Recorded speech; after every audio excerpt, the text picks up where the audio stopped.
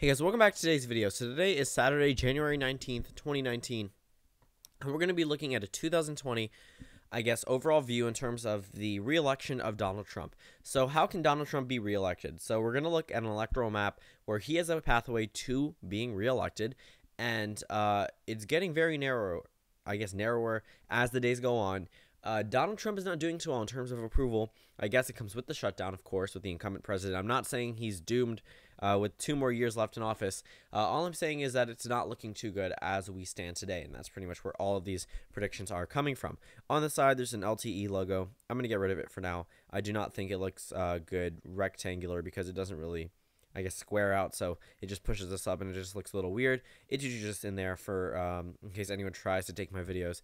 But again, we're going to be looking at a pathway for the presidency for Donald Trump again. So we'll start off by filling in all of the safe Trump states from 2016 that lead into 2020. North Dakota, South Dakota, Nebraska, Kansas, Oklahoma, a lot of these states. The second district I will get to in just a moment in the state of Nebraska. But overall, we're just filling in all those safe states that we already know are going to go to the president, regardless of who the Democratic nominee is, Alaska included. For the Democratic states, we have states like Illinois, Maryland, Delaware, Vermont, Massachusetts, Rhode Island, Connecticut, New Jersey, and the District of Columbia, joined by New York, Washington, Oregon, California, and Hawaii. And that pretty much finalizes all of the quote-unquote safe states, and then safe states for Donald Trump. So this puts Donald Trump at 125 electoral votes, the Democratic Party at 182. In terms of Donald Trump right now, again, it is not looking too good. When you're at a point where you're in the longest government shutdown, even though it is a partial government shutdown, it still is the longest in history. That's not something good for you specifically, especially since your approval rating, speaking your as in Donald Trump's approval rating is so low right now in a number of states that he needs to win. That's not a good sign. Right now, he's approved of in 21 states. He won with 30 back in 2016. 21 out of those 30 states still approve of the president. And it was around, I believe, 44 states that approved of him when he took office. So it was clearly a drastic difference in terms of approval of the president. It wasn't exactly full-fledged support like we saw for Obama when he was at a 70% approval rating, but it was a pretty good amount for Donald Trump. We're not seeing that now. In terms of how people view the president, it just gets worse and worse as the days go on. And this is nothing against the president himself. This doesn't represent any of my personal views on the president himself, for or against him. It's just matter of factual. His approval rating has gone down since the government shutdown. According to 538, it is under 40%. You can't win re-election on that. If you look at the 2018 turnout in terms of the votes on both sides, the Republican Party performed at the exact level of the approval of the president. And they lost 40 seats in the House. Sure, they gained 2 in the Senate, but where was it? Indiana, Missouri, North Dakota, already Republican states. Where did they not do so well? Wisconsin, Michigan, Pennsylvania, Minnesota. The only swing state they did super well in was Florida, and it wasn't even super well. They narrowly edged out a race there. It narrowed in Texas, a Democratic win in Arizona, Democratic pretty good win in Nevada. Georgia narrowed up. Colorado was a very large margin for the Democratic Party. Iowa was closer. Ohio was a hold for the Democratic Party. Iowa had so many pickups for the Democrats in terms of actually 3 pickups. It's not so many, but still 3 out of 4 is a lot. 75% of the House members from Iowa are Democrats. Again, just looking at the areas where Donald Trump really needs to hold on to his base, he didn't do too well in 2018, and his approval rating was higher than where it is now. So when you look at this pathway, there are very few ways because it gets narrower every day. Before, he could have won more electoral votes. He's probably not going to do so. But for Texas, we're going to characterize as a GOP state. When I'm doing these predictions, I'm not going to choose likely leaning margins. I don't think it's needed as of right now, especially since we're going to be doing multiple scenarios. It'd just be a whole lot of wasted time. So we can just get through the scenarios. So Texas, Arizona, he would need to hold on to the Sun Belt. He can afford to lose Colorado, New Mexico, and Nevada. When you go over to the areas over here, Georgia would have to hold. I mean, it's probably going to hold anyway. North Carolina would have to hold. Again, probably going to hold. The Democratic Party can win in Maine and in New Hampshire. Donald Trump would have to win that 2nd district for this. Have to hold on to Nebraska's 2nd district. Have to carry Iowa and Ohio and also Florida. And then pretty much the Democratic Party, they can win in Virginia.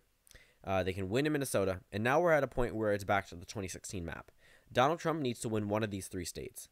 That's one of the pathways. I'm not going to make 3 different ways because it's the same exact result. It's a narrow victory. He's probably not going to carry all 3 unless something goes really bad for the Democratic candidate. He's probably not going to carry all 3 again.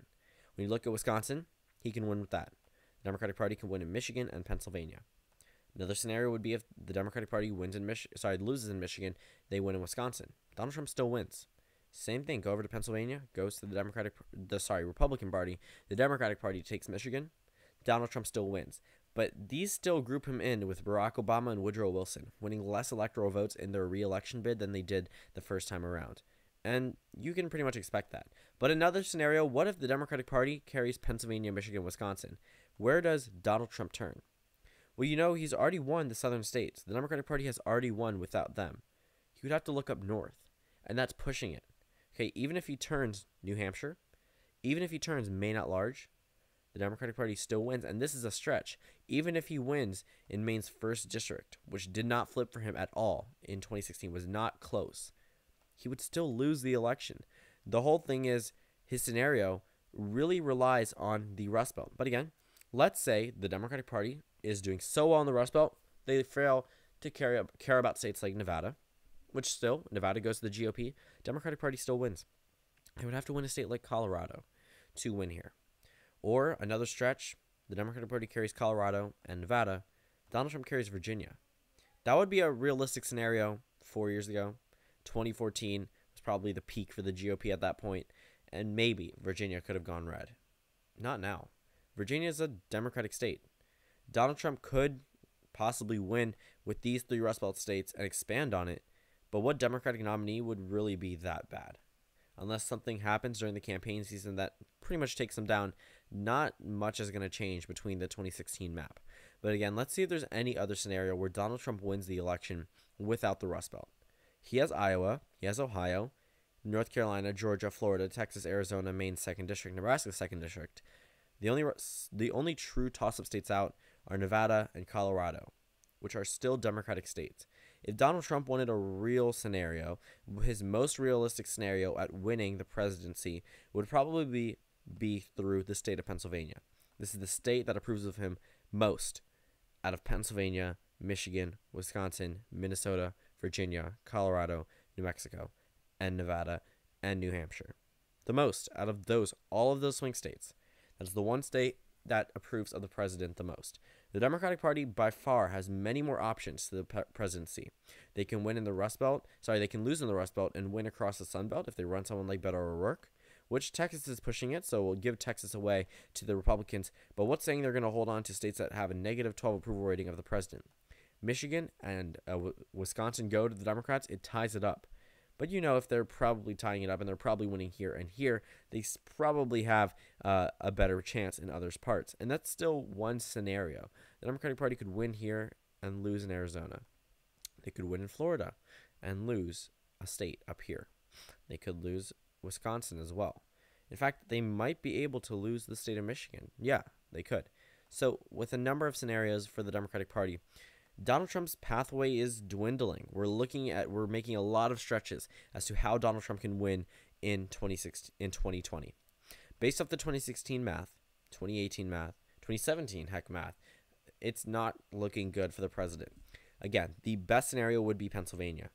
There's never really a scenario where he can win in Minnesota and lose in Wisconsin and Michigan. It's probably not going to happen. These states are already more Republican than Minnesota, which is surprising. Donald Trump may have a chance at winning Minnesota in 2020, but comes with it is Wisconsin and Michigan. Right now, if Pennsylvania goes, there is a possibility Michigan and Wisconsin go as well, but we're probably not going to see an exact repeat of what we saw in 2016. It's probably going to be one of these 3 Rust Belt states, whether it's Michigan, Wisconsin, or Pennsylvania. These are the truly only areas where Donald Trump can do very well in. Again, you go up north and you take away these Rust Belt states. Sure, you give New Hampshire to Donald Trump. Let's say he wins Maine at large, but he loses that 1st district. He still loses the election. Okay, if you look at the math, it's just not looking too good. And I get it. This was said about him in 2016, but it's becoming a very real scenario because of what we saw in 2018. 2016 was something that led up into 2018. We almost matched presidential turnout in terms of saying the American electorate, almost matched presidential turnout in a midterm election. A midterm election. That's very shocking. I can only imagine what the turnout will be for the 2020 election. It is definitely going to be a lot higher than you think. And for Donald Trump's pathway, he's really going to need one of these 3 Rust Belt states. He's not going to win over here. That's out of the question at this point. Looking at the 2018 results, unless he just only campaigns there, and even then he loses, he needs to hold on to the Rust Belt, and he needs to find a state to capitalize on and win. Because even if he's winning a number of other swing states, okay, he wins 5 on this side of the United States, and he holds on to Texas and Arizona, he still loses the election. He needs Pennsylvania the most out of all of them. Pennsylvania is enough to put him over that 270 where he doesn't have to worry about faithless electors, and he can actually have sort of a mandate leading into 2021.